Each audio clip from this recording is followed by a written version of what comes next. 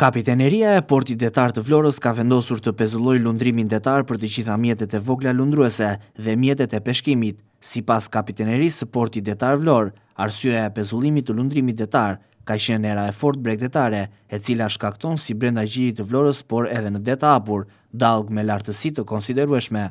Era e fortë bregdetare me drejtim jug-juglindje me shpejtësi brenda gjirit të Vlorës 15 metër për sekond dhe në det të hapur 20 metër për sekond shkakton dallg të larta brenda gjirit deri në 1.5 metër lartësi, ndërsa në det të hapur dallgët arrin deri në 2.5 metër lartësi, duke e bërë të pamundur lundrimin e këtyre mjeteve. Sipas informacionit nga Kapiteneria pranë portit detar të Vlorës, pezullimi i lundrimit detar ka nisur në orën 10 të mëngjesit të kësaj të mërkure.